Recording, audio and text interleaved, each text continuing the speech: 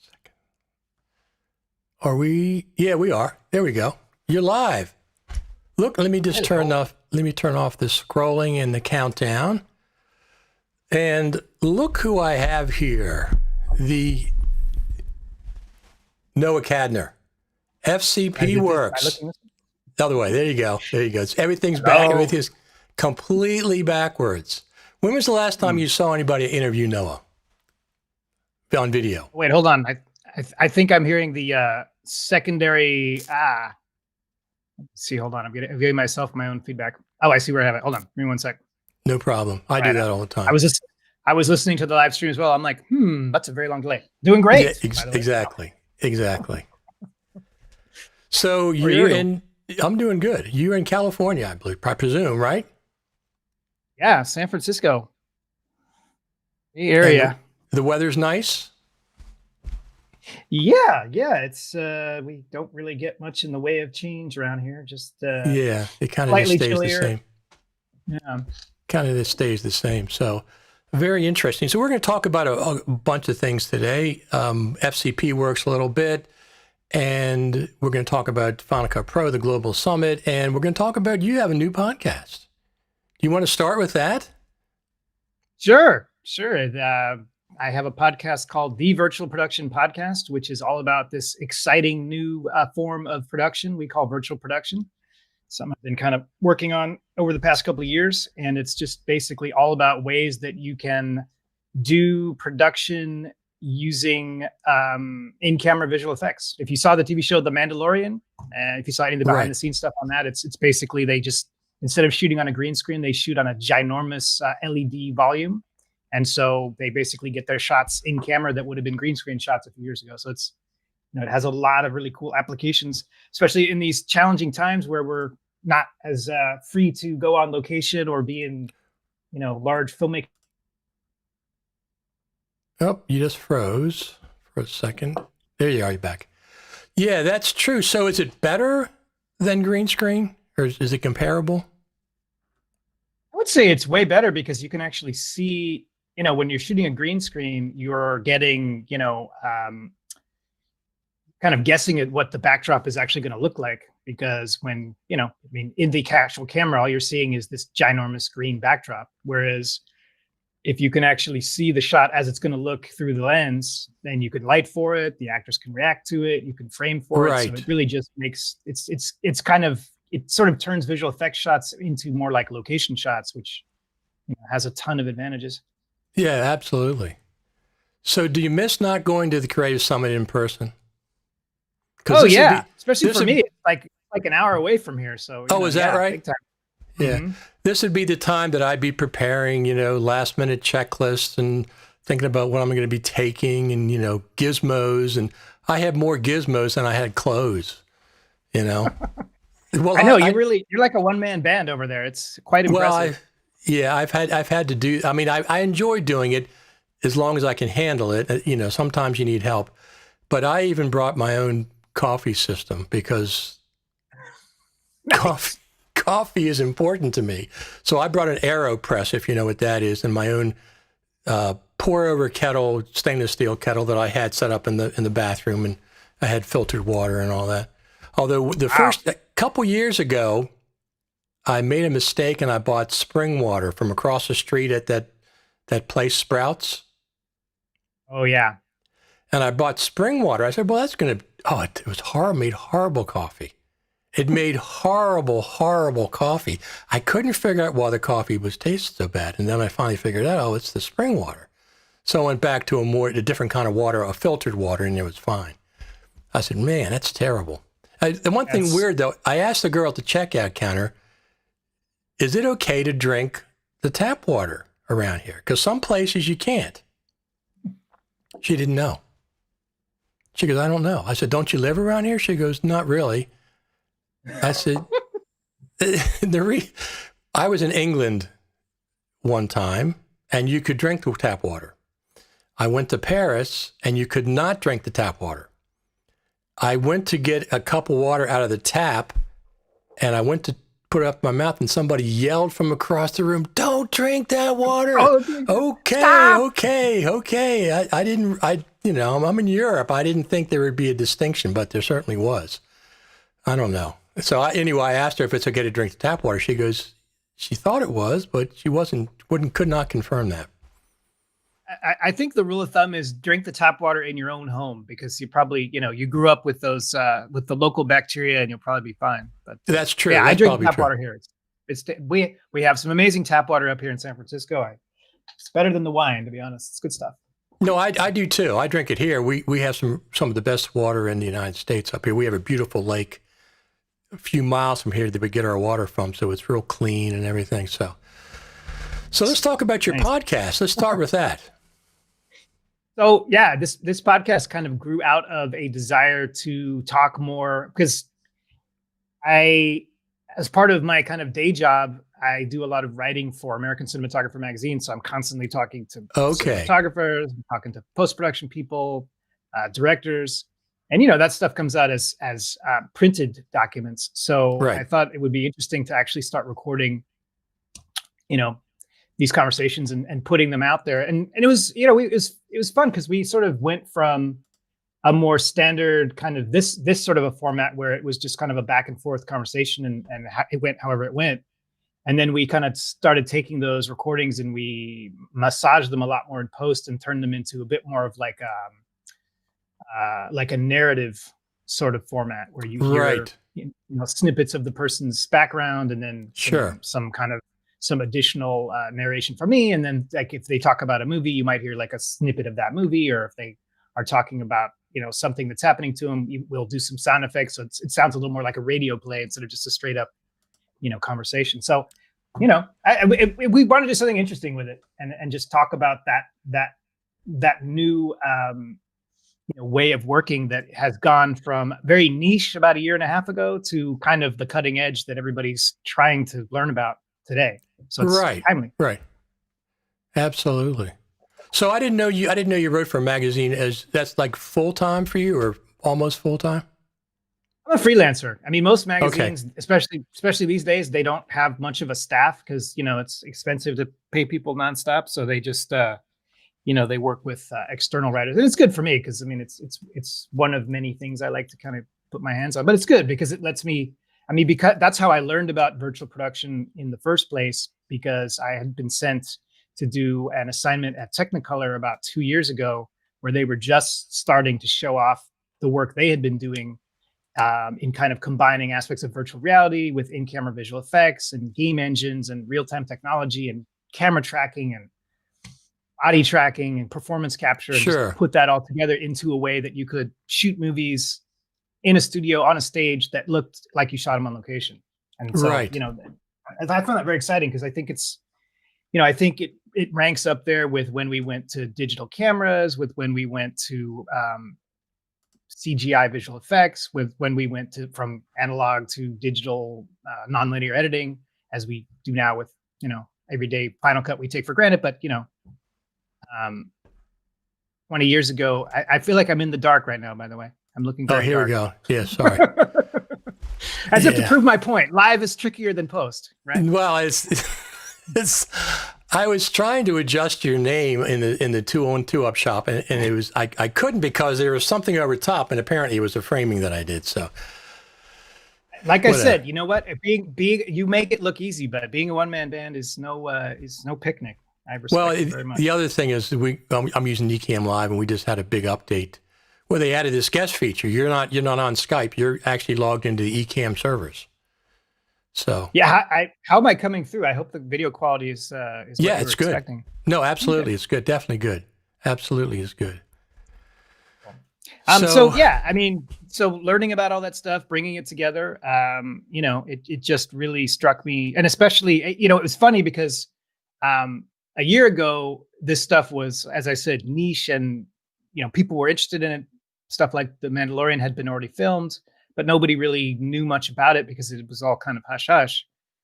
And cut to, about 6 months ago, suddenly it went from a niche to the thing everybody was super interested in, because it kind of provides a way to film a lot of ways that you can't really do right now easily. Right. I know a lot of studios are really embracing it now because of that very fact that it allows them to basically shoot on location without leaving a studio. Well, and then Apple brought out that Dolby Vision HDR in the phone. Mm-hmm. And their iPhone 12, and you can edit it on the iPhone 12 in real time. And then people were like, what the heck is that? I mean, I know what it is. I had Mark Bach on a couple weeks ago, and he was explaining exactly what it is.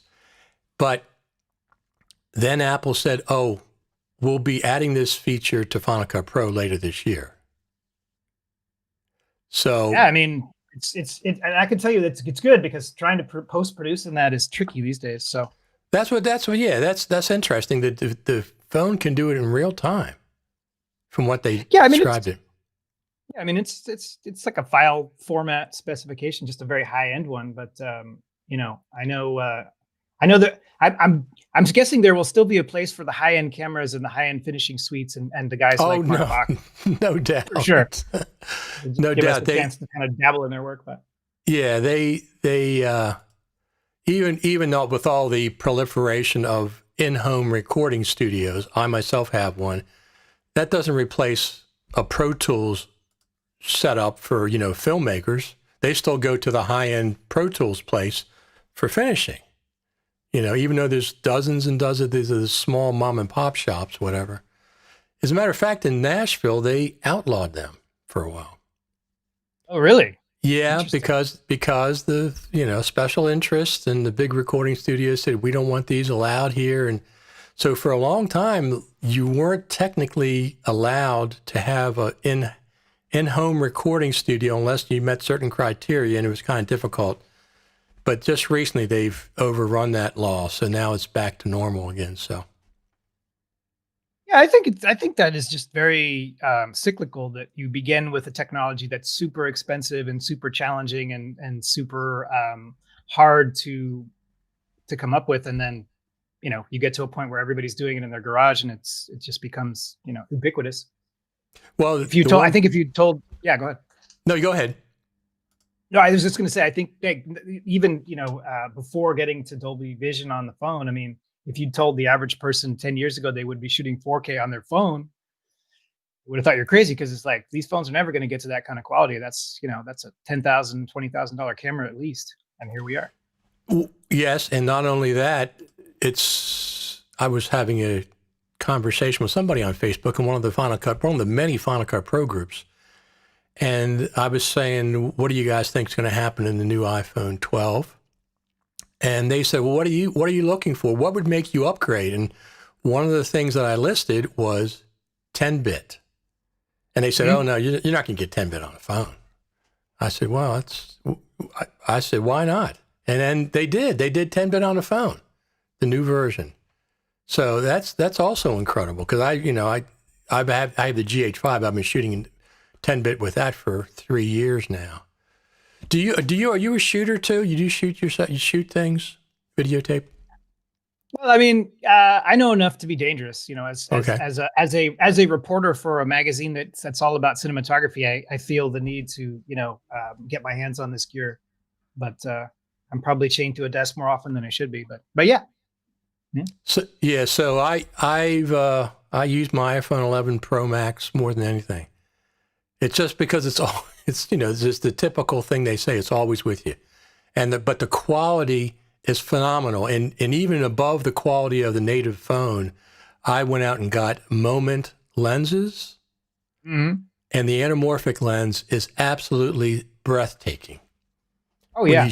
When you shoot anamorphic with that lens, it's just breathtaking what it can do. So on top of the phone itself, you add a couple of things. I use different audio configurations, like when I shot last year at the Creative Summit. 2 years ago at the Creative Summit, I shot with my GH5, and the year before that probably was my GH4. Last year was all my iPhone, whatever I had. Well, it was the 11 Pro Max I had last year. Yeah, so I shot everything with that, streamed live with it, did all the video, 4K, everything in 4K.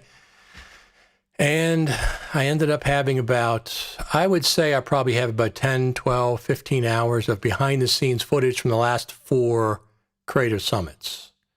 Oh wow, you should do a Yeah, little. Are they having you do a little retrospective?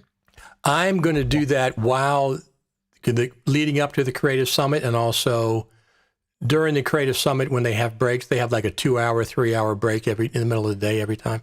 So the Creative Summit used to be 3 days, right? Hmm. Morning to night. Now it's like 6 or 7 days. 6 days plus the Apple Day. They're going from Monday to Sunday with sessions. Are you doing any sessions this year? It's a good chance. This stuff that I'm working on these days, I think, might lend itself to one. I was actually just talking to the good folks over there earlier today, and my understanding is that the reason why they made it a longer show was to be able to have shorter days, because they realized that people have a lot of commitments to deal with these days, and they may not be able to devote an entire day, but if it was like a chunk of a day spread out over a Sure. week, it might be a little easier on people's lives. I think that was their experiment. We'll see. Yeah. And then, of course, when I was in communication, I'm a media sponsor of them. I was in communication with them in June and stuff. And they were saying, well, I said, are you going to have one? They said, yes. Mm-hmm. And I said, oh, that's great. But then I said, wait a minute, it's going to be virtual, right? And then they said, we'll let you know. And then, of course, it became virtual. And then I started saying, well, wait a minute. What about the Apple presentation? Is Apple going to be presenting? And of course they are. They are going to be presenting. So that'll be interesting. I guess they'll do the virtual thing as well. I don't even know. I think when we went there, they were always at One Infinite Loop or whatever around that area, but they never actually moved into the Spaceship campus, I don't think, did they? The team, Final Cut Pro team? I don't know. The last I heard that, I mean, I think, it depends, because there's so many folks that sort of intersect with that app, both on the engineering and marketing side. Sure. So I imagine they're spread out all over the place. But I mean, now, yeah, between Apple Park and Infinite Loop and all the other little ancillary buildings, I mean, there are definitely many places you can be and still be working at Apple these days. And a lot of those buildings are kind of semi not occupied these days. Right. Well, I guess that's my point. So since in the past, we've always gone to One Infinite Loop, and the team did a presentation there, and they had the demo room afterwards. So this year, I'm sure it's going to be virtual. Well, it's going to be virtual, but I wonder if they're going to film and maybe in the Steve Jobs Theater, or maybe not. I mean, they're probably already working on it. They're not going to do it that morning. Well, they're not going to do it that morning, but maybe not. Maybe they'll be back at One Infinite Loop again and film there. That'll be a very cool presentation. That's what I'm most interested in. Yeah, I mean, it's always been, kind of the big, really the only time you get to see Apple do its thing, in semi-public for the year for Final Cut. So it's definitely an event you won't want to miss as far as learning what they might be up to. Absolutely. So FCPXCreativeSummit.com is where you go. It's $199 for the 7-day session, including the Apple session. You don't have to watch everything live. You can watch for up to 90 days afterwards. So that's cheap, $199, and you can get 10% off with FCPRadio 10, the number 10. You get 10% off of that. So you can buy me a coffee, whoever wants. Better be good coffee, though. Better be good coffee. It's funny because I don't know how I'm going to feel that week, because, I can literally drive down there to where it's normally held. Maybe I'll just pretend like I'm, Well, why don't you do that? Yeah, why don't you do that? Go down there do a live stream from down there, because if I was close, I would do exactly that. Where is everybody? Just say, exactly. In the lobby now at the Juniper. Where exactly. Where Did you see John Cleese there? Was it last year? No. Was he just staying there? Yeah. Oh, awesome. I have a picture of him in the lobby, walking across the lobby. I have a little video clip of him walking across the lobby. Yeah, he was there. It was just by coincidence. He was there for, I don't know, some performance, or he was in a play. I don't know what the heck he was doing there. But somebody saw him, and then I saw him. Yeah, absolutely. So I guess the Juniper is going to be unfortunately empty right now. Yeah, it's interesting. I mean, life definitely goes on around here. I mean, you see, if you walk down the street, it looks like normal day in San Francisco, only everybody's wearing a mask. But I mean, it's Okay. not Okay. it's not the ghost town you might expect. But yeah, no, that'll be interesting. Like I said, because that for me, that's a 45-minute drive from where I'm sitting right now versus trying to get on a plane. Well, that's interesting. Let me pull you up here. There we go. Now I got two up of us. And I'm going to take that frame off. So what I was trying to do before, there I go. Now I can do that. Oh, look at that. Yeah, I'm doing that in real time. This is what I was trying to do before when I made everything black, because I deleted our framing and I had to set up differently. And watch this. I can do this. And I'm going to change. Now I'm Richard Taylor too. Which one is the real? Not you. Not for it's long. It's me. Not for long. Do you do this? Does this run in a browser or is it like a separate app? No, separate app. It's a real nice app, and I was one of the few people that, well, not few. Well, I'm not. What am I talking about? Few. I'm one of the people initially. They're the same company. They're a couple of twin brothers. And they're the ones that developed eyeglasses and a bunch of other apps for Mac OS over the years. And then they started this Ecamm Live.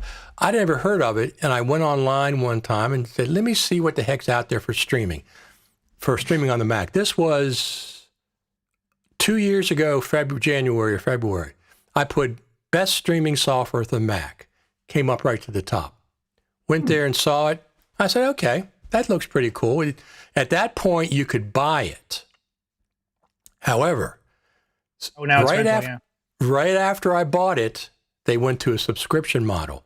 But the best thing is, if you did buy it, you get a steep discount on the subscription.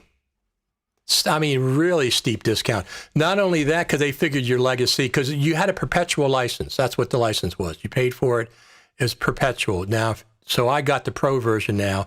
They just upped their prices because they added this interview feature, which we're in right now. They just updated their prices from 24 a month to 39 a month for the pro, which is what I have. Yeah. Well, it's very popular. It's very popular. Yeah, I'm just saying, they just. I mean, if you use this stuff every day, it's absolutely a good deal. I don't know. Well, yeah, that's the thing. You can go monthly. But if you're doing it for a professional, it has so many great features. The ability not to use Skype is one, and I can still use Skype. I can add 4 people in this room, the green room of Ecamm, and I can still add a 5th person, maybe a 6th person in Skype at the same time. I don't know how they do that. I mean, it's on their servers, so whatever.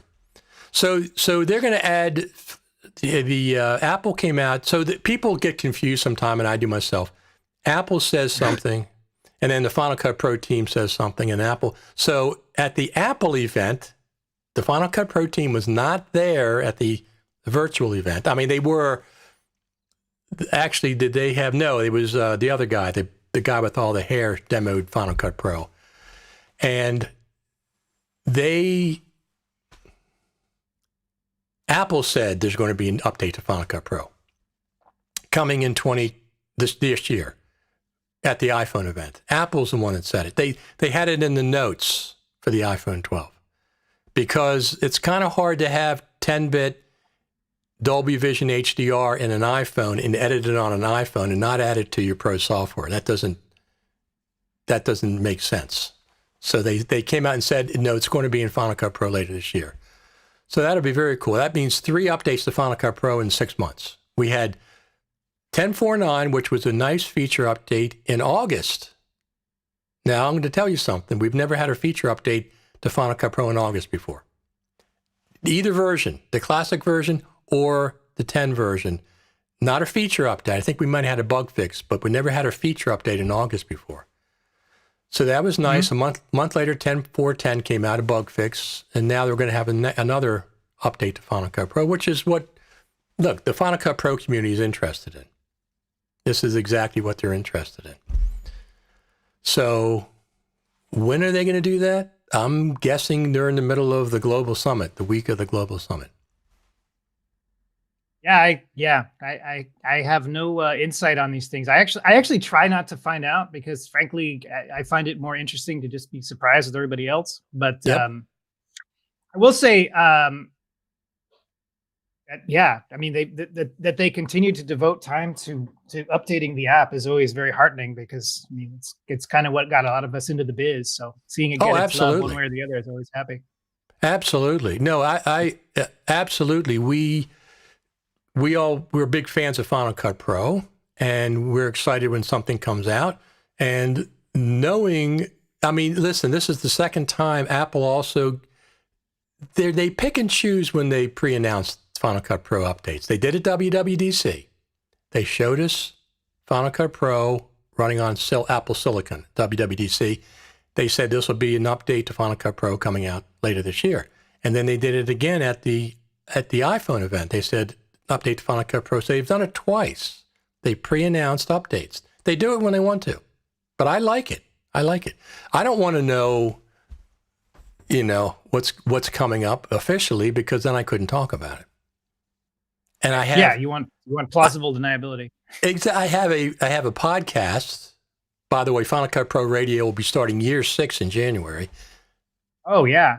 Continuous. No breaks.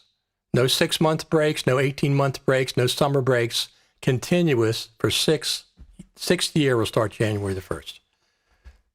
So tell me how that goes, because I'm literally just getting into this podcast game and learning it as I go. What does it look like to have run a podcast for 6 years? Like, what have you learned? Well, let me go beyond that. I've had a podcast for 16 years. 16 years. Okay. 16 years. Wow. I started Adam Curry. If you know Adam Curry, he's the podfather, the real podfather. He started podcasting the Daily Source Code in August of 2004, I believe. And I was fascinated with that. So then Don and Drew came out in the fall of 2004. And then I started my first podcast in March of 2005, which is still running. I just put an episode out this morning. It's called Roots Rock Radio, which is it's what it is. It's indie roots rock music. So 16 years, 15 years plus. So it's going on 16 years. And this is what I always say. It's easy to start a podcast. What's hard is to keep it going. Yeah. That's what's difficult. That's what requires the effort. Just like anything else, you start a business, you start a website, but to keep it going and going and going and going, that's what takes the effort. So do you do the podcast yourself? Are you producing it yourself then? Yeah, it starts as interviews and, I kind of gather that as raw material and then I kind of comb through it and look for the nuggets that are particularly, unusual bits of trivia and then write new narration to kind of string all those pieces together and then, add some sound design. And I actually have a really awesome partner in Ableton. They do all the posts for me. So I kind of, to your point of keeping it going, I'm hoping that will help because the recording part and the producing part, I've got, definitely have my hands full with. So having someone come in and sort of take over from there and do, all the technical stuff to kind of get it prepped and sounding, because I mean, the bar is pretty high these days for podcasts, I think, absolutely. It is. Sure it is. It absolutely is. And some major players and money have gotten into it. So, well, the original idea for podcasts was not for NPR and not for CBS and not all these big television stations. That's not what it was for. It was for us, everyday people. And it kind of got away from us. And because of that, Adam Curry, once again, the podfather, has started a new project. It's called the podcastindex.org. Podcasting 2.0. He wants to give free speech back to podcasting. No censorship. Nobody's going to, besides legal, he's not going to do anything illegal. But these other big companies Apple doesn't want Spotify on theirs, and Spotify doesn't want Apple, and Google wants this. No, that's not what podcasting's supposed to be. So he's starting this brand new thing, Podcasting 2.0, podcastindex.org, and that is going to be free and open source. Because he virtually gave his index to Steve Jobs. Steve Jobs contacted Adam Curry at the beginning when they added in 2005, I guess it was, in WWDC 2005, if I have my dates right, he contacted Curry, said, is it okay to use the term podcasting in your index? And he said, yeah, absolutely. But then you got all this infighting with Google and Spotify and Apple, and they're trying to, we want ours at the top. No, just let it be open. So anyway, he's doing that. So that'll be great. I know he'll succeed because that's what he does. I mean, he succeeds at these things. He doesn't give up until it's done. So that's what he's doing. So here's my backyard right now. Oh, wow. You showed me this a little earlier. What is the thing in the middle? Is that like it's a bird feeder.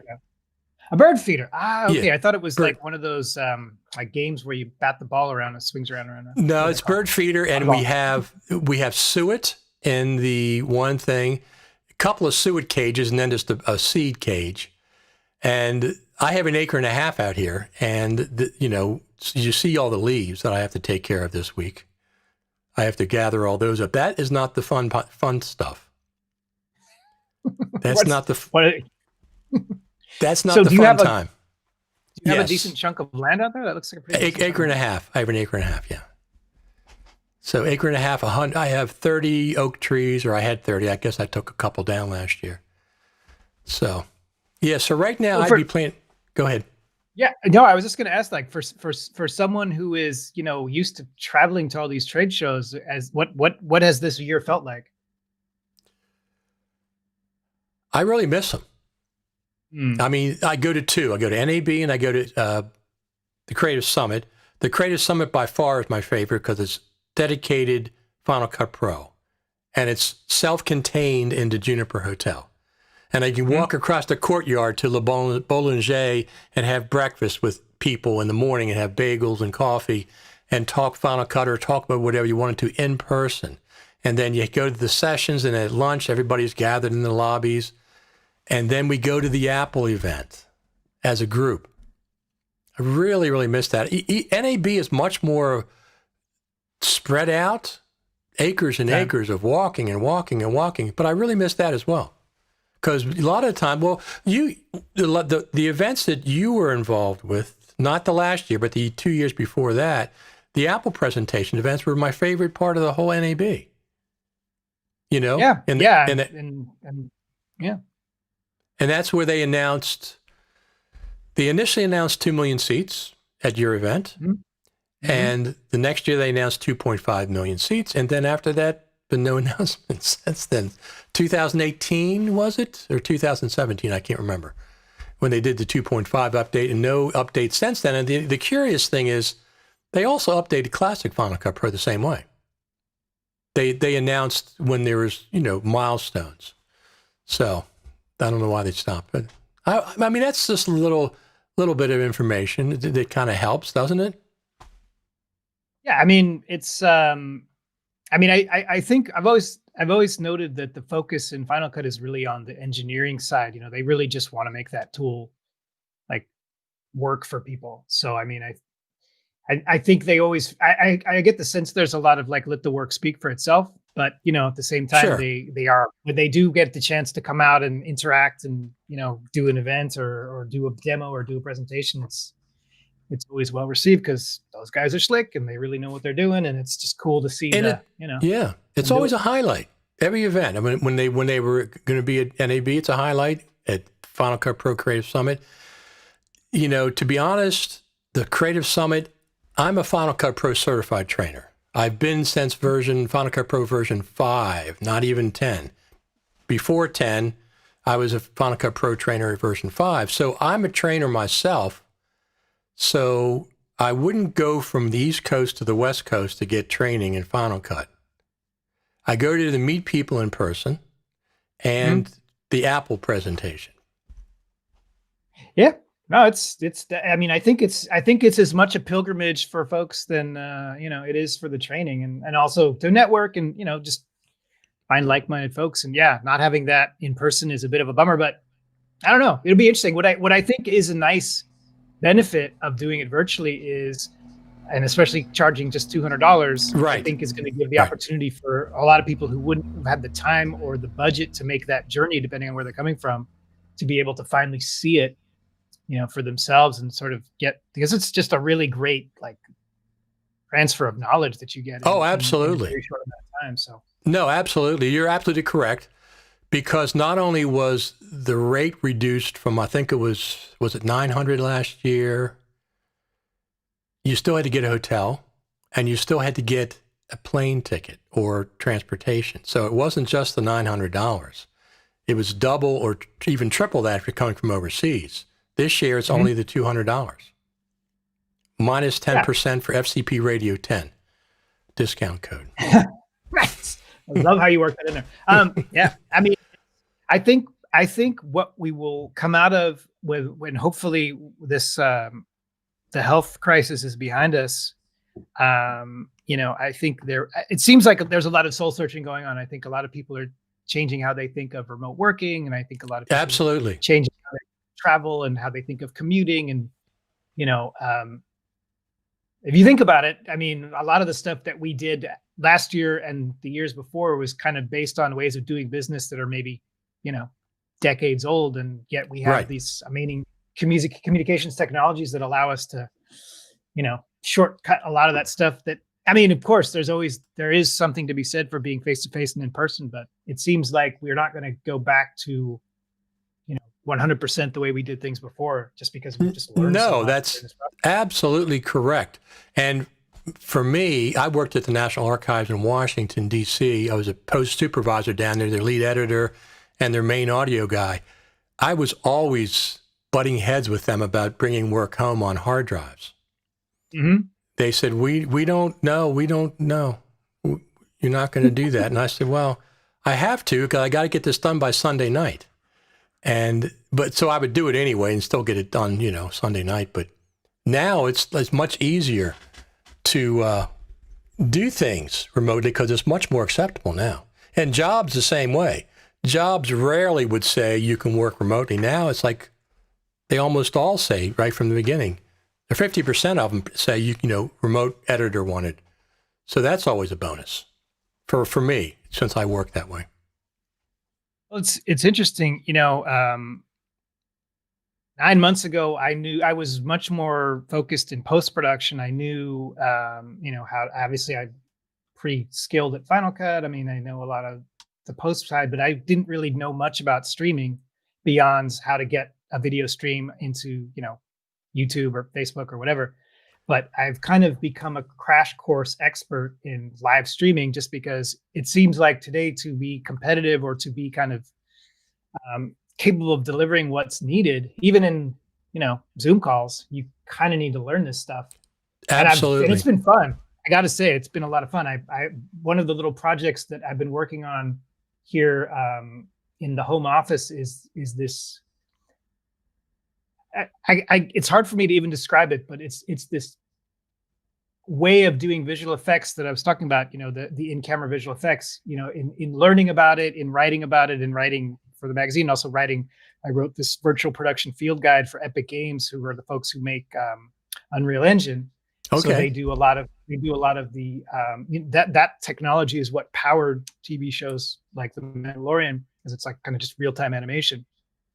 And in learning how all that worked, and in knowing that we weren't going to be going into an office anytime soon, we kind of built a sort of working lab of that here in this very facility that I'm sitting behind. So Okay. that's kind of been what I've been playing with. Check it out. It's kind of hilarious, actually. Oh, you're going to play it? I'll bring you up full screen. All right. So I'm going to go off mic here for a sec. So yeah, let me describe what you're going to see. So I'm in one room, like literally behind me on the other side of this crazy sci-fi looking wall is a small studio that's showing footage is you're able to kind of live composite yourself into. So I'm going to just cut to that angle for a second. I don't know if you can see that now. This looks like an interior I can shot, see but it. this is actually a ginormous. This is a camera focused on a ginormous LED wall. So I'm going to go walk over there and just walk right back, just so you can see what it looks like when I walk through that shot. So hold on.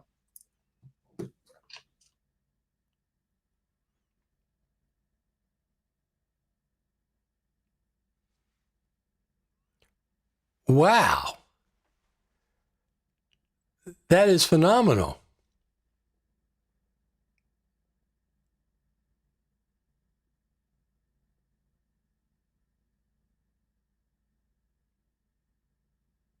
All right, I'm back. I don't know if that came through. Yeah, Were you it able to see did. it? Yes, it did. So that's how they do it. It's a camera focused on a video projection, a screen. I have another angle that sort of shows a little more of what it looks like. Let's see. This is actually what that room looks like. So this is see. sort of Yes, beside you.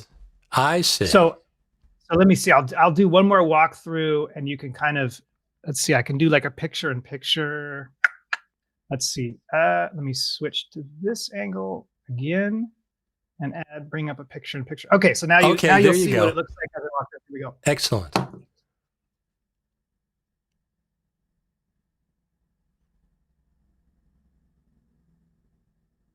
Oh yeah. Wow.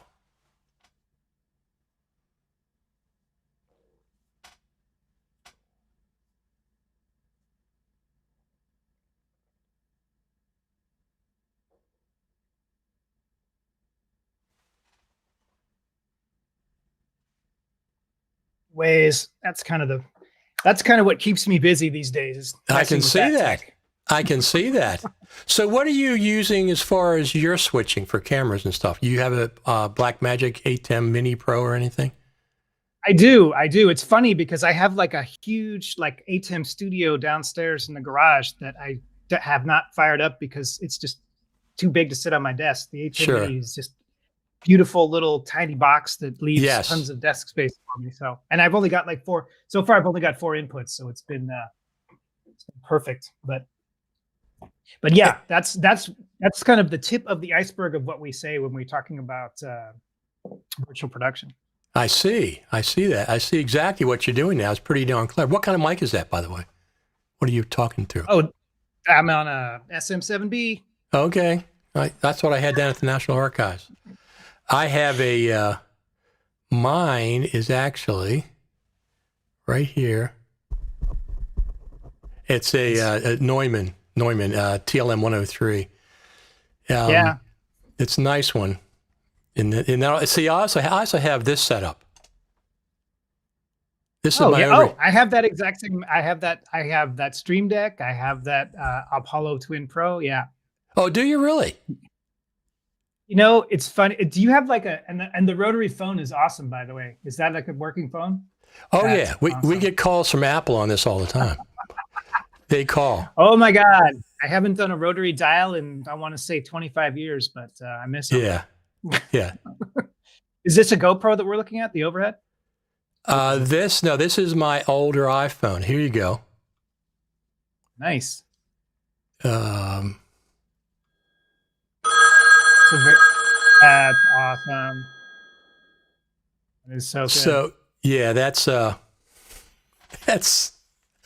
we get calls from Apple every once in a while. I answer, and we talk anonymously on the phone. So nice. Yeah. That's an old phone. I just put it in there, but I've had it for years. Of course, you know the interesting thing is, Noah, it still works. You can still plug it in. I mean, you can plug it in the lines, and I'm surprised the lines still accept the whatever. Is it a magneto or something? I mean, is it this part? Is it a magneto or it does the actual dialing? I don't know. It's all physical. It actually makes it's a continuous pulse. Okay. However far you dial, like if you dial to 8, it goes like it's literally like making a very. You can almost, if you listen, you can almost hear it, but it's really quiet. Okay. But it's the phone trunking systems are still. I mean, they're all digital now, but they still know to look out for those pulses. and it works. But yeah, yep. I remember when you could take that, not to sound like a million years old, but I remember when you could take one of those things and plug it into a little, basically like a acoustic coupler, and that was your modem, and you were getting 300 baud if you were lucky. Ah, If you remember baud for your modems, we measure internet in today as megabits, and 1 megabit, which most people would say is absolutely no decent internet at all, is 1 million baud. That's 1 million baud. Oh, okay. Okay. No, I got are you on fiber out there? I wish I were, but for some reason, San Francisco, the cradle of technology, we have the worst internet of all time. I'm on some kind of weird fiber cable mix that just is bonky. Okay. Because they don't. You got fiber? No, they don't have it here where I live. They have it in the county, but I'm on. I got about 900 megabits down and 30 to up to 40 up. So I'm okay. It's good enough. I'm at the max I can without going to a commercial account. I canceled my TV a long time ago and just stuck with the internet stuff. So. Yeah, I mean, it's funny now that we're into so many of these little skinny bundles of services, because it's starting to feel like it's going to cost more to get the same. Remember when it was like $50 and you had 100 channels, and now it's like, well, you're paying 5 for this one and 5 for this one, and like, it's going to be a lot more $50. And Apple TV and HBO. So, I keep Netflix. Mm-hmm. But I mean, it was Amazon Prime, because we have Amazon Prime, so that's automatic. We have both of those. But I'll rent HBO for a month and watch whatever series I want, and then cancel it. Like I just did the one they had. Well, I like their one they had, Westworld. I like that, so I watched once. I wait till it's over. Then I'll rent it for a month and then just go ahead and watch all the episodes, then I'll cancel. And they had the Perry Mason one, which was really good this time. That was really good, so I watched that. But it used to be, you're paying this cable bill, and I'm not a sports person, so I'm paying for all these sports packages. I said, I don't want those. Well, you just include it. I said, well, give me a discount and take them off. But, of course, they don't do that. They don't do that. Of course not. Yeah. All right. No, it's been interesting. Yeah. So the podcast is on Apple Podcasts, primary, right? That's where mine is. Yeah. I think we managed to get it on a couple. I think it's on, like, I don't know. They have these aggregators now that will take, you just upload it to them once, and then they make it go. I think it's on Spotify. I think it's on Apple. I think it's on Amazon. I think it's on Pandora. I think it's on a bunch of other little ones I've never even heard of before. But yeah, if you search for Noah Kadner and virtual production, you will probably find this podcast one way or the other. How many episodes do you have so far? Just one. Just the first one, just getting started. We have a number of others in the can. I think the next one's going to come out. I want to say either I think it's in a week or 2 weeks, something like that. But yeah, the one that's out there now is very representative. It's an interview with a veteran cinematographer and visual effects supervisor named Rob Legato, who did Lion King and Avatar and Star Trek and Jungle Book, and is just like super leaning into all this stuff because he's stuck in his home now, but he's literally still shooting. He's shooting a movie now with Michael Bay from his basement somehow. Is that right? Yeah. I think what they're doing is they're using this game engine tech to have, basically they're playing a game, only the game is sequences from the movie that they're planning together, and they are all able to control cameras, and they're all able to control objects in the scene, and they're all looking at it live in a Zoom call, and it's just, he's having a ball. That's insane. That's crazy. Yeah. I mean, it's just the way it is right now. So we talked about NAB, we talked about the Creative Summit. NAB's is scheduled for a year. They switched it from the spring to the fall. I don't know if you saw that or not, next year. Live in person in Vegas.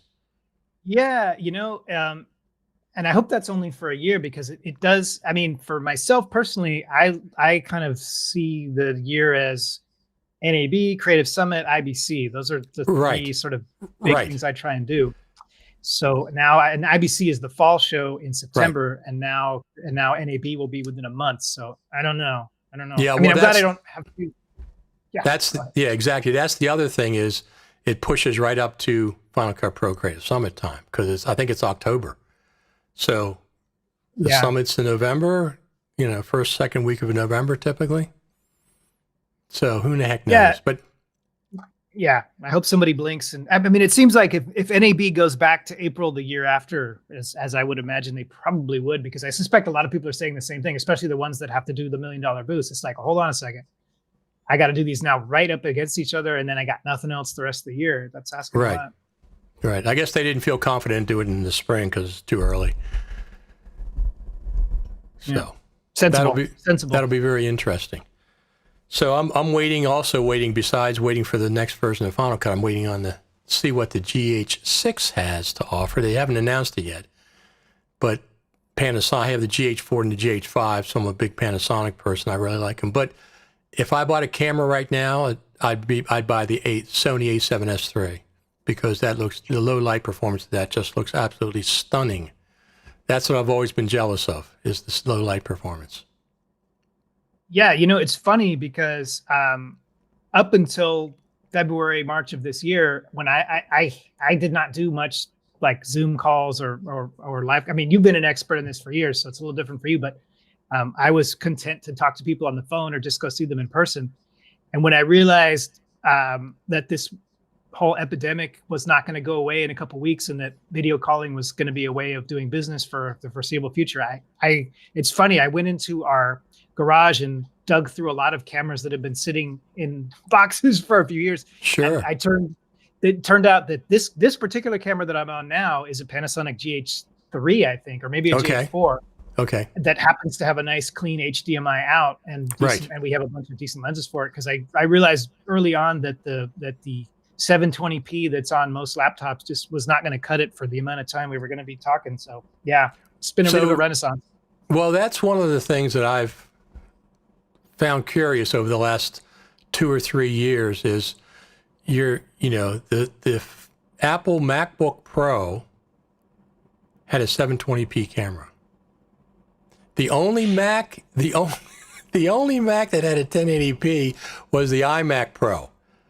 And it's just like, why in 2019, don't you update to 1080p? I mean, my iPhone has 4 4K cameras. So it's not that hard,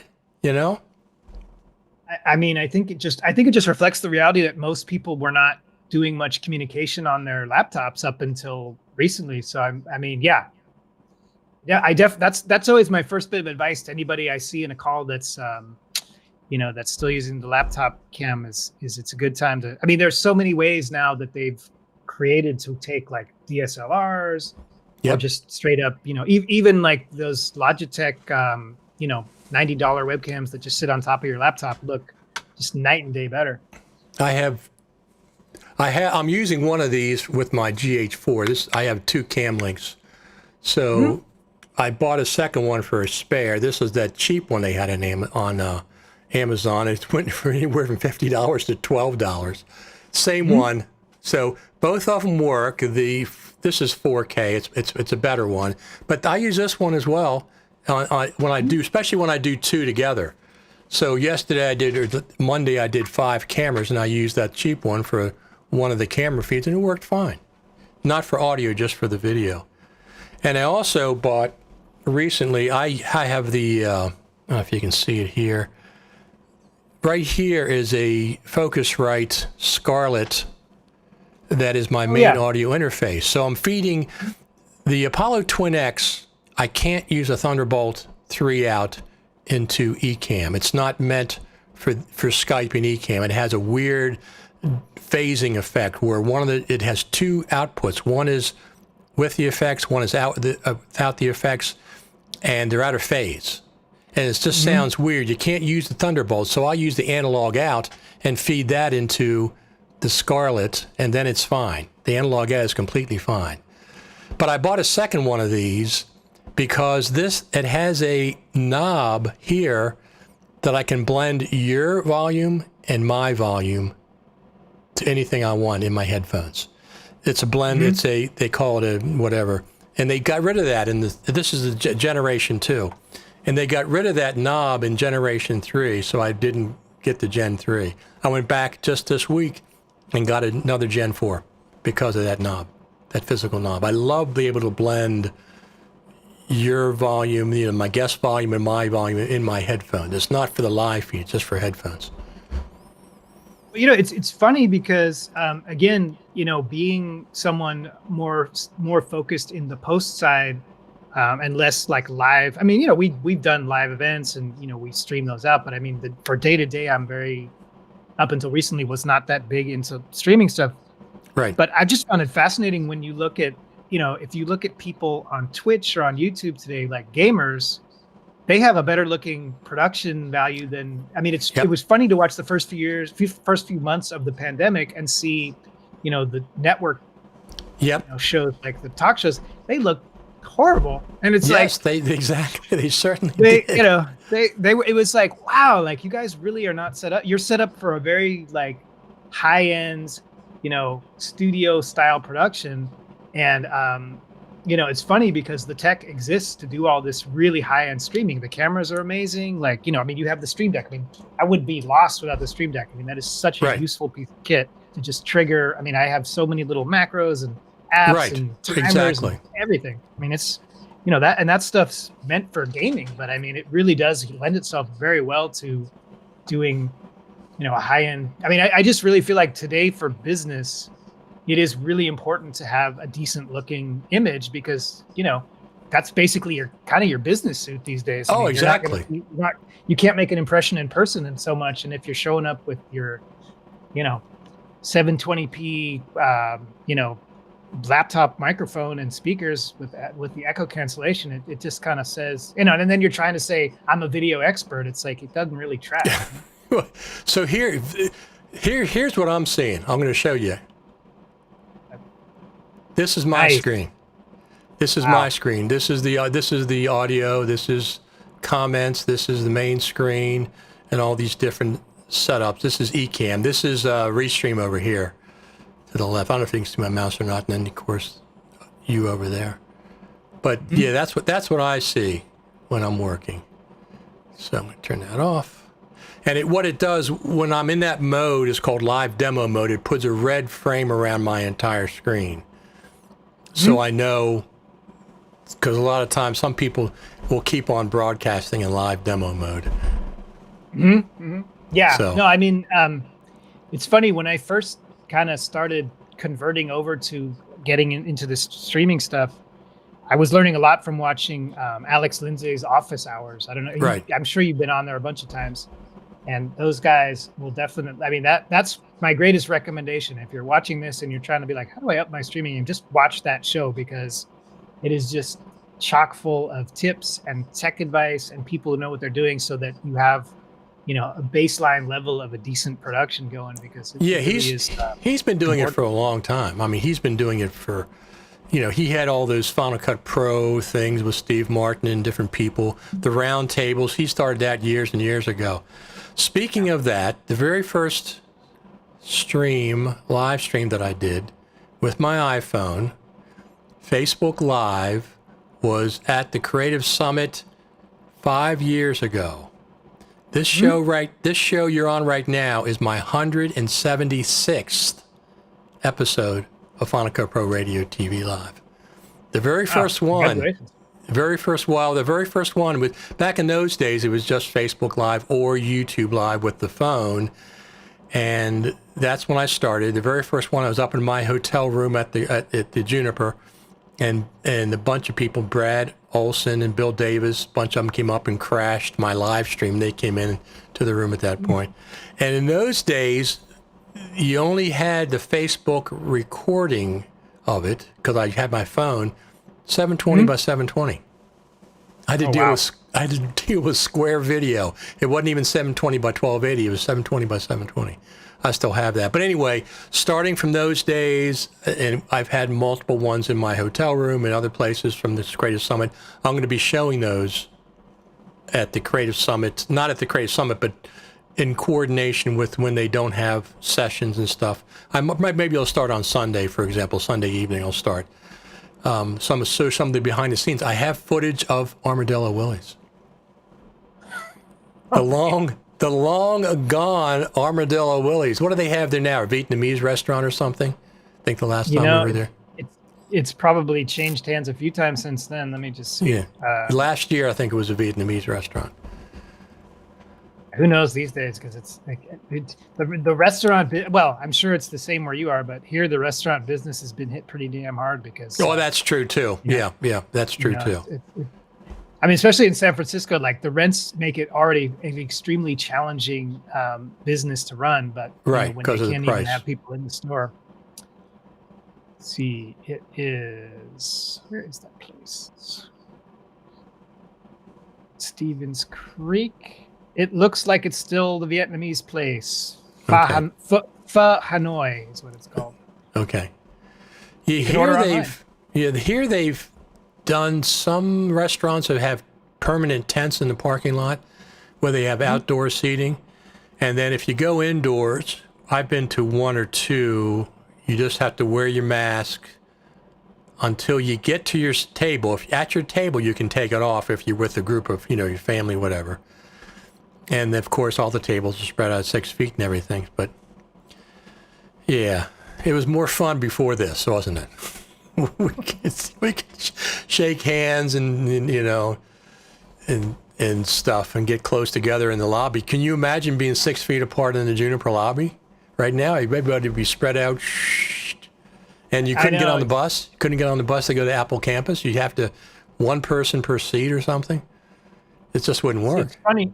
Yeah, it's funny. It's like if you ever go through and look at pictures in your phone, it's like it's like you look at these pictures and it's like 20 people like in a giant hug. And it's just like, oh wow, it's like seeing.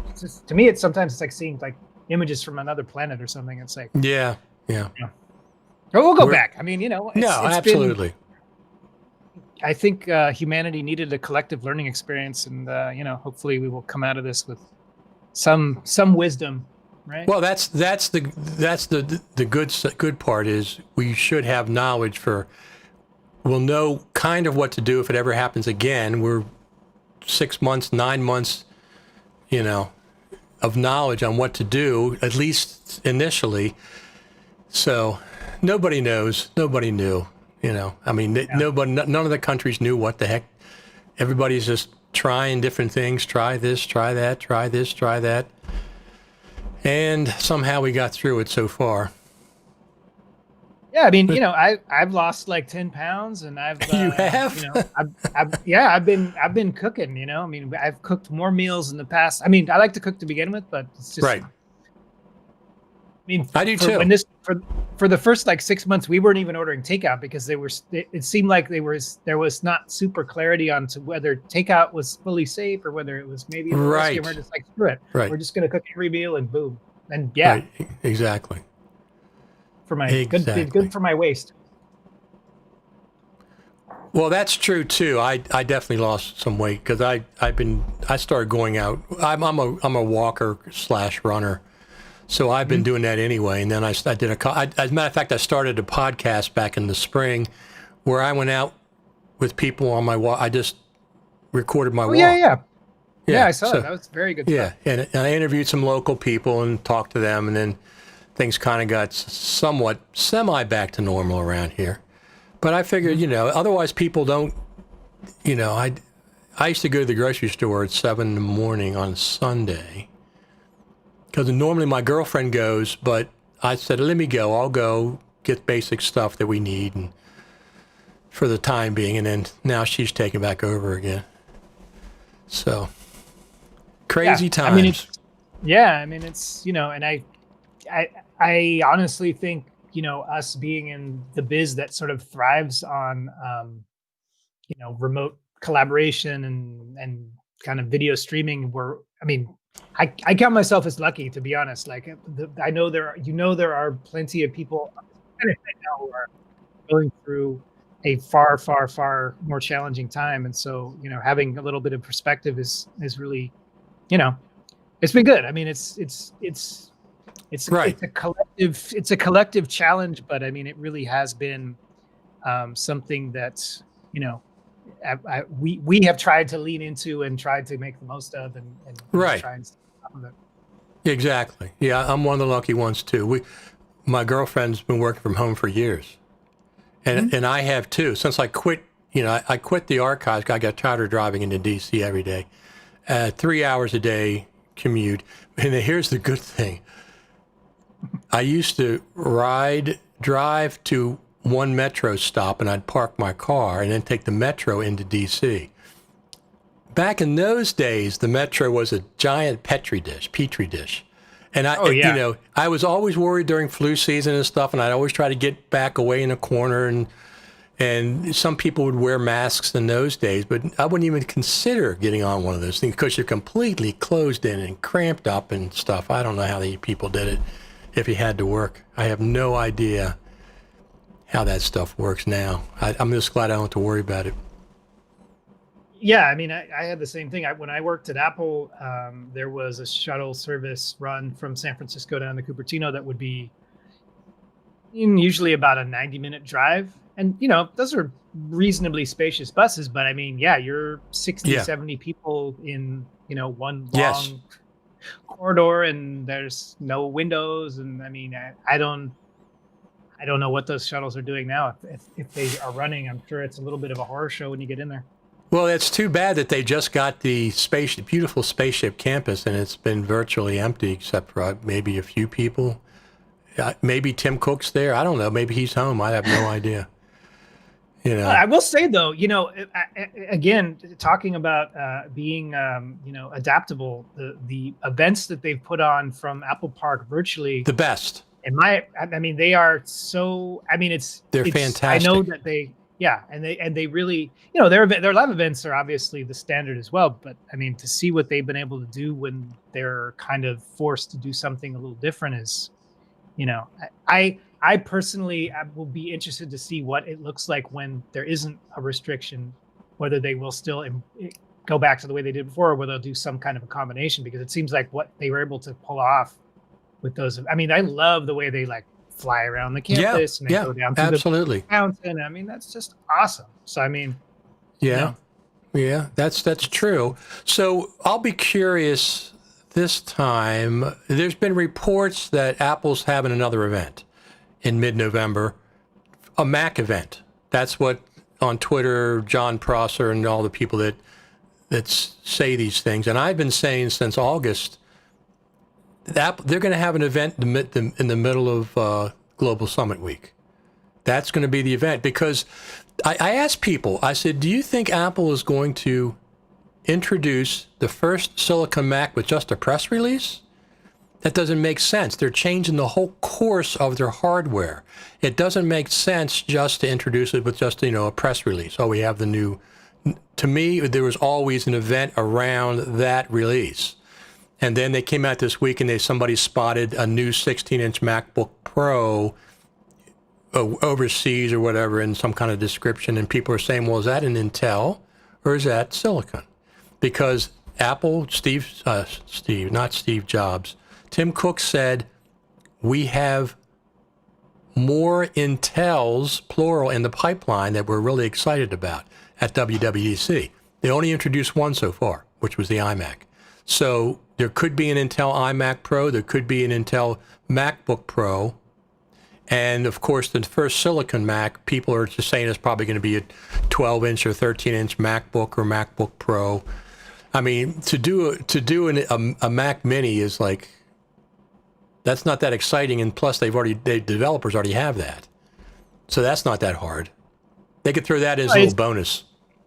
Yeah, I mean, and it's interesting because they've, they kind of had to show their cards back in June at DubDub because, I mean, all of this is kind of contingent upon developers who make the most, beloved apps on the Mac being ready for it. They got to be, whenever they do finally decide to start shipping these new computers, they got to be able to say most of the apps that are used to working with work at least the same level of performance, if not even better. Otherwise, what's the advantage? So I mean, it's funny because if you're a longtime Apple user, this is not the first transition. This is the third or fourth, if I'm not mistaken, because they've switched architectures. Let's see. Well, they were Started PowerPC, Motorola, right? PowerPC, then they went to Intel. Now they're going back to ARM-based processor. So it's the 3 times since I've been there, since I've been involved. Yeah, and I think they learned, and I remember the PowerPC to Intel switch, and that was being, everybody was saying, oh, this is going to be a mess. This is going to be, this is going to be the worst of both worlds. It's going to be like a PC, but it's going to be kind of stuck trying to beat a Mac. And they did a great job. I mean, they really, at the core, made it easy for developers to make the transition. And, it seems like they've put even more thought into it this time, as far as making those tools available early on, and making it so that you can, compile your apps so that on both. I mean, that to me is like a feat of engineering. That's what they said at WWDC, that yes, you would be able to basically make a version of your app that would run universal on Silicon, too. Run on Yep. Intel. Yeah, exactly. Without even adding a lot of overheads. I mean, that's a company that doesn't just do these things, for the moment. I mean, they've obviously been considering this for a very long time. No, they absolutely have. And the other thing that Tim Cook said was, we will be updating Mac OS for Intel Macs for years, plural, years. That's at least 2 beyond Big Sur, years to come. They're going to update Mac OS. So there's not going to be like, just like a cliff where you just drop off and all of a sudden everything has to be Apple Silicon. Of course, I have a Mac Pro sitting here. I'm not going to be updating that anytime soon. I don't anticipate that'll be the last Silicon Mac. And I still have empty PCIe slots in this thing. I have to fill them up. Is it a 2019 Mac Pro yes. or a 2013? Oh, yeah, 2019, sure. I saved up for it as soon as I saw it at WWDC. I created a fund and I kept putting money in it. And then this was last year, when they announced the WWDC, and then I said, okay, that's what I want. And I kept teasing before we saw it at WWDC. I kept saying they're going to have a Mac cheese grater mini, is what I kept saying. They're going to have a smaller version of the cheese grater. No, they're going to have a cheese grater updated for 2019, full sized. This thing is gigantic. The packaging this came in. I did a live unboxing, not a produced boxing like everybody else did. I got the package and I opened it up live on one of these streams.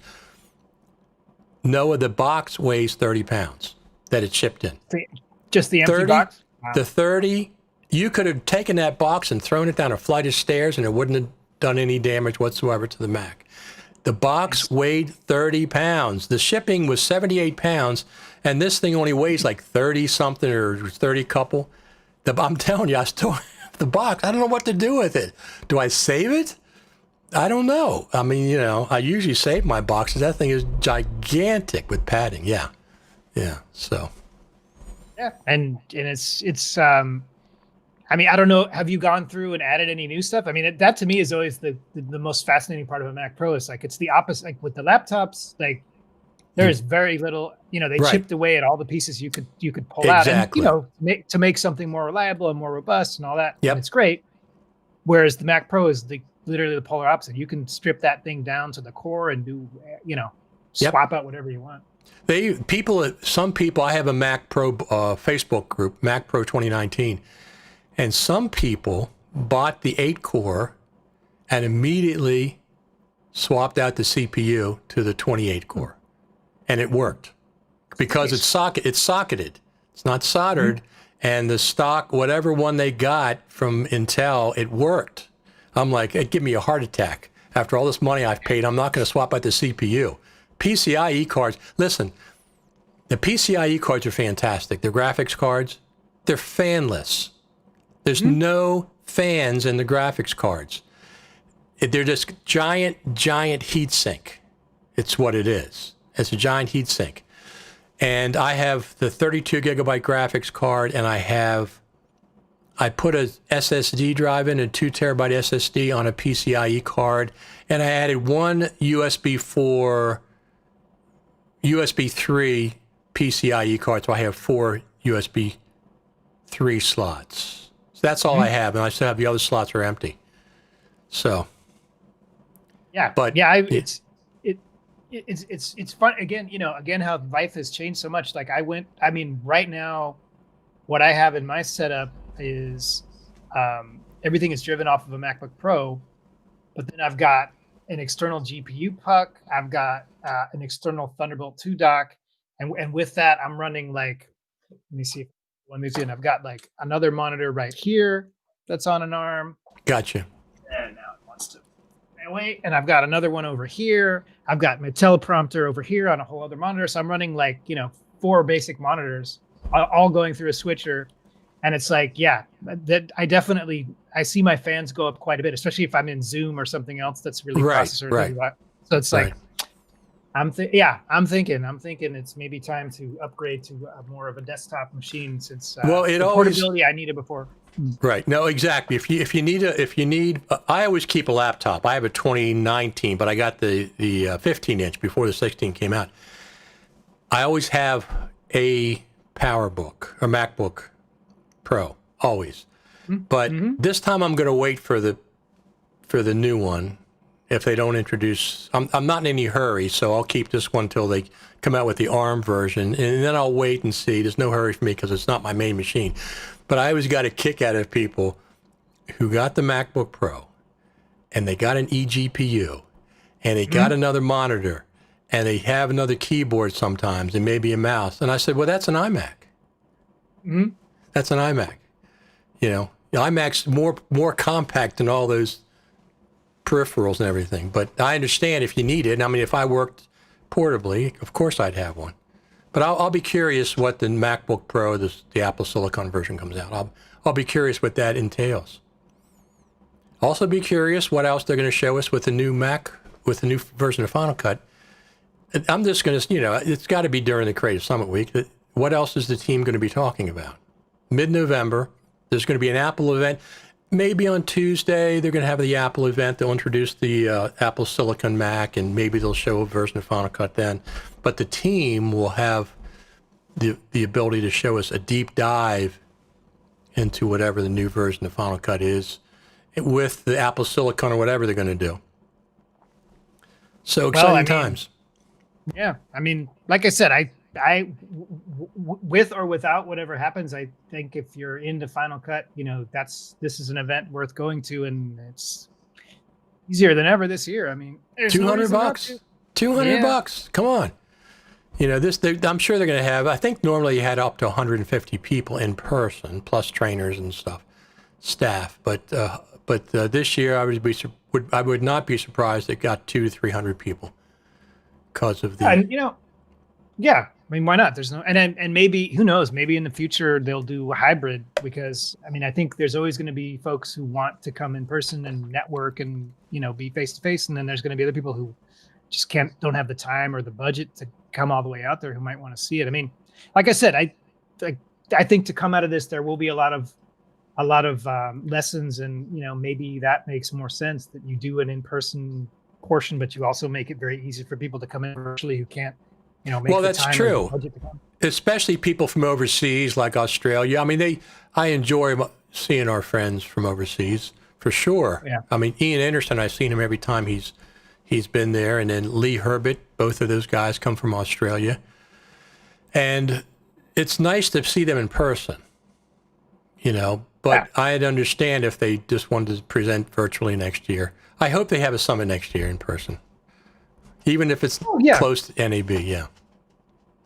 I think they will. I think the folks at FMC, I mean, that's like their bread and butter. And, I mean, there's always going to be a bit of that Zoom fatigue that sets in, just because it's sort of, it's the mode that we're interacting with the most. And there's something to be said for getting out. It's funny. We actually took a brief road trip a couple of weeks ago. We rented an RV and just drove down to Monterey Bay for a couple of days, and that was just like kind of like mind blowing just to be out of the routine of being, kind of around the house that I think everybody's into these. It's hard Right. because, you want to be careful. You don't want to be part of the problem by Exactly. being unsafe. But I mean, if you can get away in a way that's not risky, it definitely gives you a little boost. It absolutely does. Did we cover everything? I think so. I don't know if anybody's still watching at this point. I think we definitely did some deep dives into some good areas, but yeah, these usually get 1,000 views or so, 1,000, 1,500. Oh, that's what I was going to tell you. So I love music. I'm a musician, and it's rock and roll music that I like, roots rock, what I call it. And I haven't been able to go out to the clubs, of course. Okay, clubs, you're crowded, you're smoky, you're whatever, dealing with musicians. So, and I haven't been able to bring bands into my recording studio, which is downstairs. So I said, I'm going to have bands come over here and perform live outside. Mm-hmm. So I've done 2 shows here. The first one was with a group from Baltimore called The Crumbles. That was my first show. Then I had a second show 2 weeks ago, a band called Hucklebuck. That video live stream has got over 3,000 views so far. So what it is, I have a big 18-foot garage, double-car garage, and I leave the door open. The band sets up right at the entrance of the garage. So they're just outside, but just undercover. And then the people, small audience, very small, sit out on the paved parking lot, spread out 6 feet, 8 feet apart. But the main thing, it's not for the audience, it's for live streaming. I stream it live, and I have 3 cameras shoot, and I do live switching and everything, and I have the audio sounding good. So that was exciting, and I want to continue that over the spring. Here we have very cold winters. It could be 16 during the day. But if it stays warm, I might bring another band in before it switches over, but I'm going to be doing that for the spring, bringing bands here. I call it, it's Raz.tv is where it is. And it's called the Garage Series Live because it's virtually a garage. It's not, in name only, it's actually a garage that they set up in. I set up a nice stage area for them just with, carpeting and tables and stuff. So that was exciting. Oh, yeah. We've been doing that. Yeah, I will say that's one thing. Talking about music, I mean, you're like a real deal musician. But I do like karaoke songs all the time. Oh, I saw some of those. Yeah. You want to do one now, real quick? No. Okay. No. That's a real challenge on Zoom calls because of latency. Yes. I figured out really the only way you can do it is I play my music. If I play the karaoke music out and sing to it into a Zoom call, that's about it. Like if one person plays the music and the other person tries to sing to it, it's just a mess because by the time they see it and hear it, it's been like, half a second. And by the time their voice comes back, and it just sounds like they're singing like 2 or 3 seconds behind, which is just confusing to everybody. So yes, yeah, that's one thing I really miss. And so, I know there's some. I investigate. There's a lot of like online jamming services that I've listened to that try to mitigate the latency, and they get down to a pretty decent point. I've seen some of those. John Fogerty from Creedence Clearwater Revival has done live streams with his family. Mm-hmm. Looks like nieces. I think his niece is there, or granddaughter, or something, and then maybe a couple of his sons, and he does Creedence songs one at a time and streams them live. That was really cool.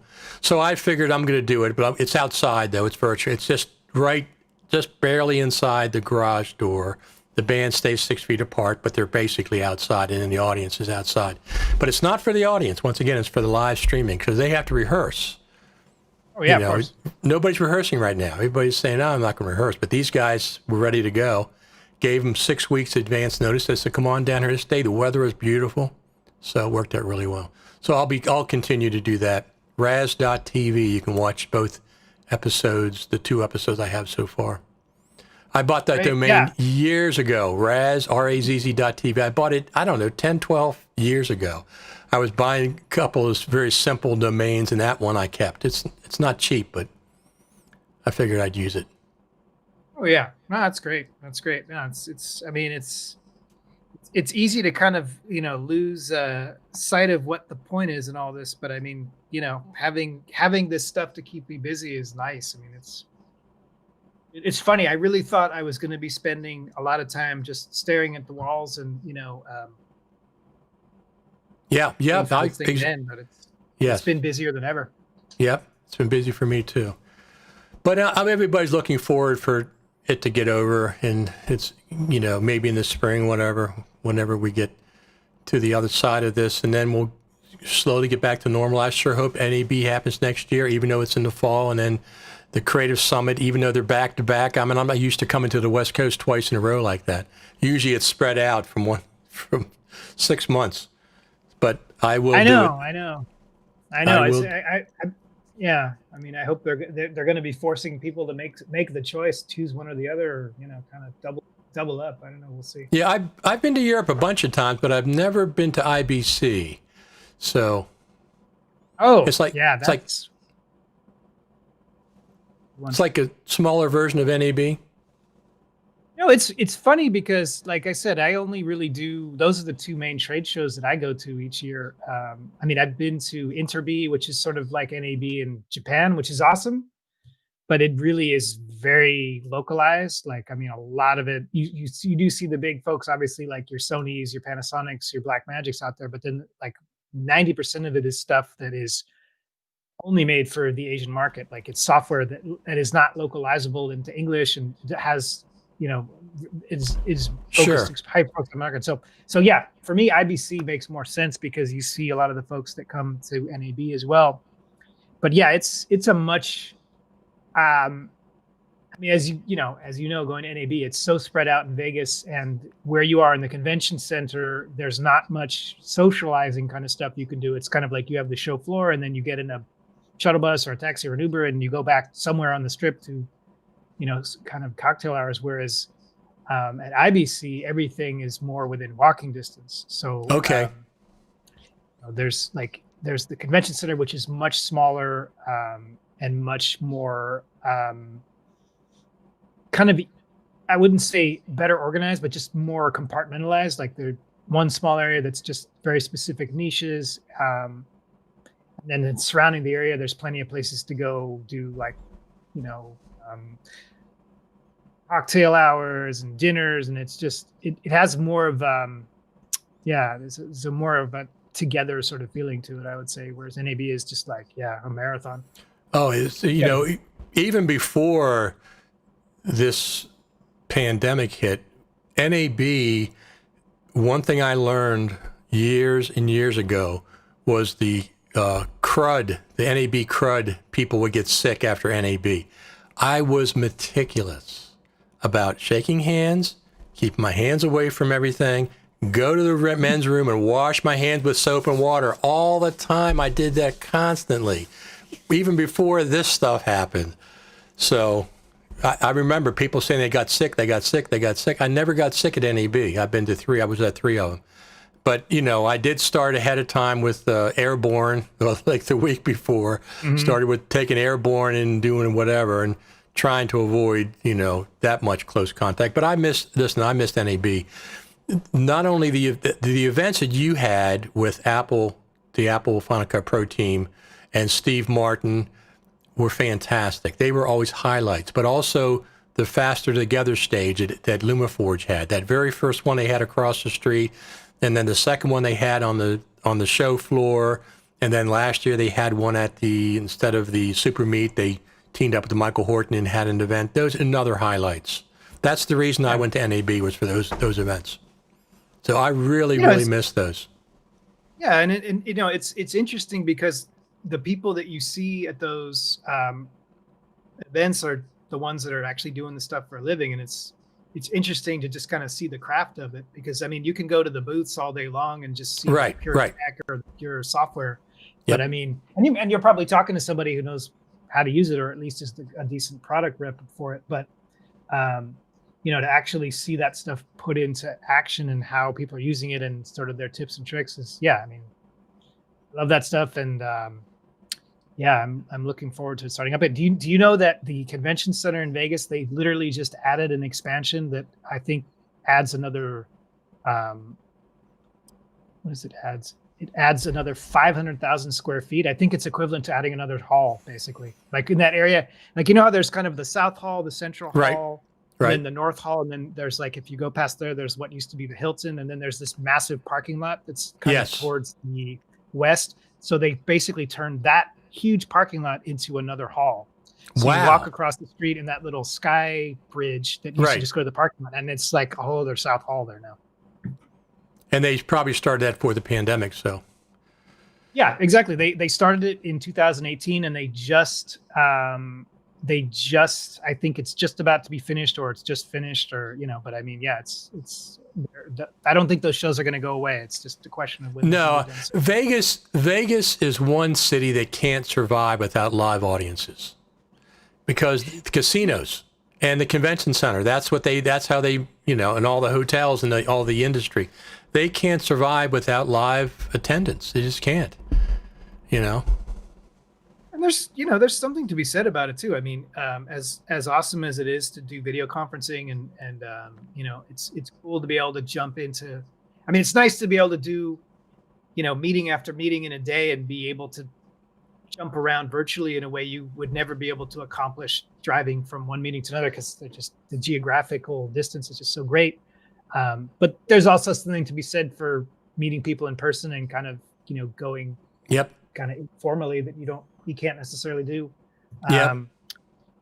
so easily. Like, it's funny, I'm doing a panel next month for an event that's called what is it called? It's all about virtual production, and it's neat. I got to talk to like a bunch of studio heads from like Netflix and Warner Brothers and Universal, and just talk about what they were doing with virtual production, and and these kind of LED wall kind of setups. And I don't know that I would have had that opportunity otherwise, because they probably would have just picked somebody who does what I do but lives local to LA and was happy to drive over to a studio stage somewhere. Exactly.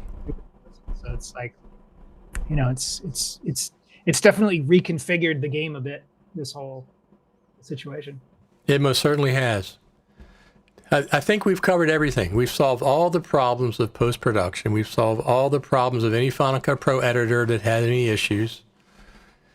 We've previewed the Global Summit, FCPX Global Summit. Mm-hmm. So people are guessing. I had a little poll on Twitter. Is it the next update to Final Cut Pro? Is it going to be if they're going to be 10.4.11? Since they got 10.4.10, that opened the door for double digits in the third decimal point. They've never done that before. So is it going to be 10.4.11? Is it going to be 10.5? Somebody said, what if it's Final Cut Pro 11 now? Well, whatever.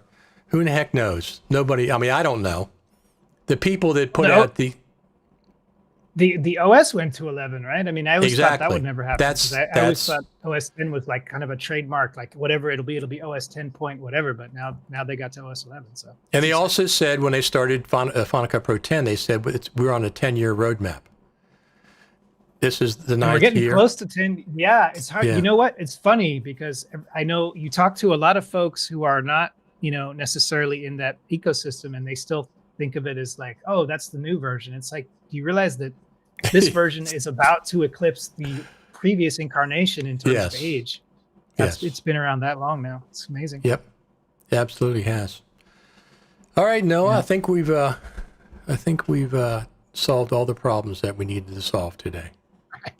Well, it's been my pleasure, Richard, and I will look forward to seeing you virtually next month at the summit, and see how 2.5 weeks. 2.5 weeks.